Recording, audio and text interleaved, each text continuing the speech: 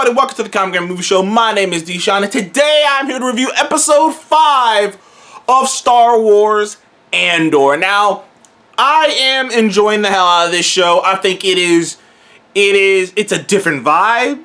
It's so grounded, and like I said in my previous videos, sometimes you would be mistaken for forgetting that this is a Star Wars show, because really it doesn't play like a Star Wars show. It really plays like I said, an HBO. If this show was on HBO, it wouldn't have been out of place. You know what I mean? It plays like a classic HBO show. Like I said, it's more grounded, it's more serious, and at times you might even forget it even takes place in Star Wars. It's not until like certain things happen, you see a TIE fighter going by, you see the Imperial symbol, and you see Mon Mothma. Is it Mon Mothma? I think it's Mon Mothma? I could never say her name correctly. You see Mothma. Like, you see certain things that remind you that this is Star Wars, but for the most part, it really doesn't feel like that. It just feels like you're watching this war movie. Like, it feels like you're watching this war show / spy thriller. It kind of has a grime and a dirt to it that's kind of interesting, and it has a more, like I say, a more grounded perspective on the Empire and whatnot. Especially last week's episode and this week's episode as well kind of touched upon that. And this week's episode really just is the setup episode. And the show has started to have this weird pacing thing.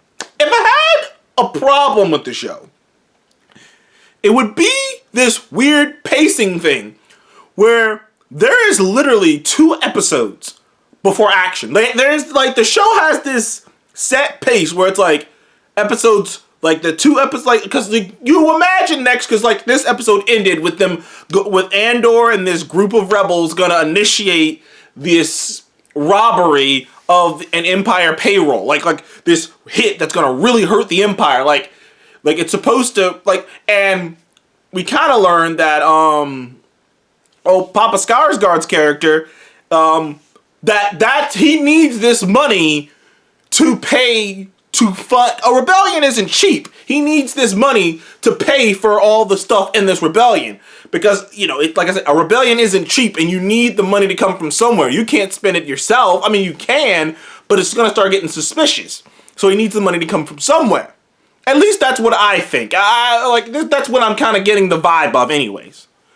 But there's some tension there with Andor showing up in this group, because this group has been there for a while, setting up this hit, this operation, and then Andor's just kind of dropped off into the middle of it.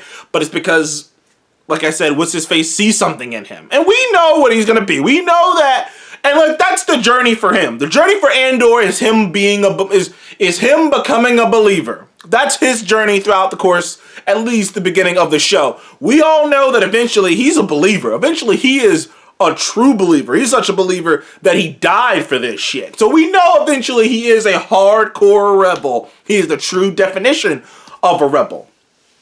And the dark and the dirty, and that's the thing that kind of set Andor up. He is an unsung hero of the rebellion. He is an original spark, so to speak.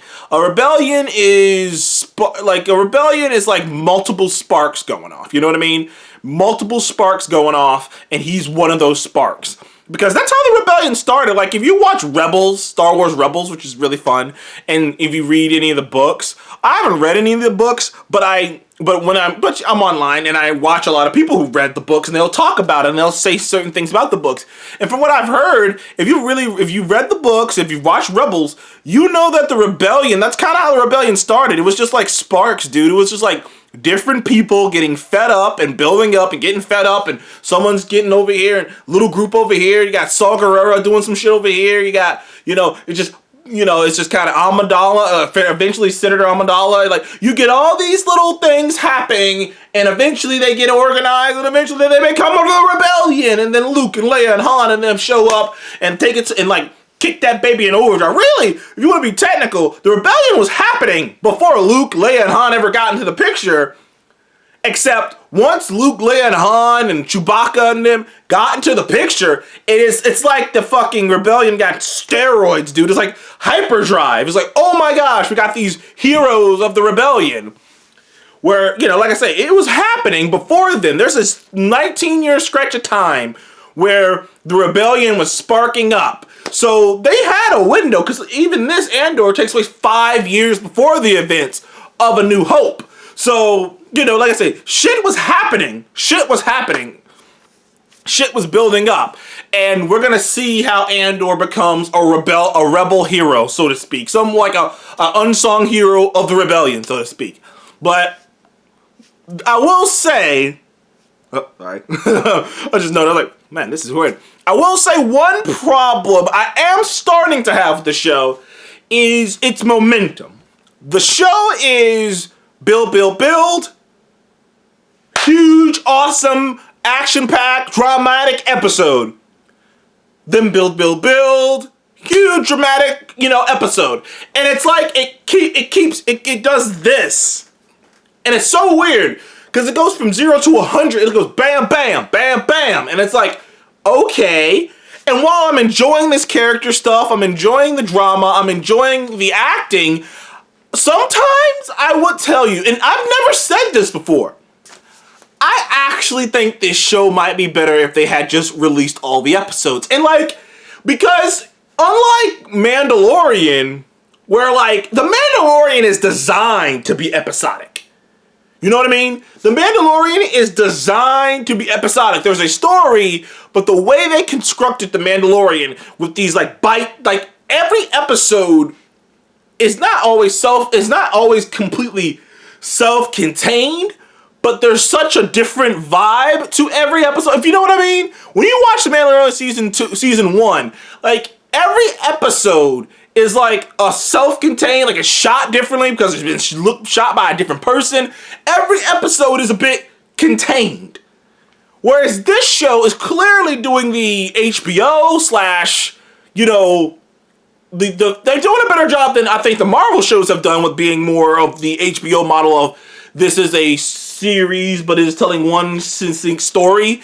But the problem is, it just I can feel it. It feels like a movie that's being extended over the course of how many episodes this is. 9 episodes? Is it 10 or 12? I think it's 12 episodes. It's 12, 13. But I feel it. I'm like, I kind of wish this was all just released. Because I don't know. There's something about it. There is something about it. I haven't felt this way. I haven't felt this way about something since I'm trying to think. Some of the Marvel shows have this problem. Where it's it feels like it's just a movie being stretched over a course of a long time. And while that's what the story feels like, and not that it's not that what's in it is good. I don't know how I'm kind of rambling here, but what's in it, the acting, the character stuff is good, but the actual meat of the story, I kind of feel man, this ain't enough. I can't just have 2 episodes of build. That's too much to me. You can't have 2 episodes of build before anything actually happens. You know what I mean? And I'm afraid that that's gonna be the model of the show, is 2 episodes of build and then something happens. Because while I'm intrigued with this in character stuff, nothing really actually happens. Not really. And it's okay. And if you're gonna make your story like this, Mandalorian can get away with that because the way they make it is isolated. Even She-Hulk, in my opinion, I know some people got their opinions about She-Hulk, but I've often said that She-Hulk has more legs than any of the other shows because it's so episodic that every episode doesn't have to build the plot because it's an episodic. The way it's made is episodic, but this isn't. So it feels like we're spending so much time building. And I'm just hoping that after next week's episode, because I'm imagining next week's episode is going to be some action. It's going to be, and I don't need action, but I need something to happen. And I'm thinking, dude, nothing's really, these last 2 episodes have been great acting and whatnot, but nothing's really happened.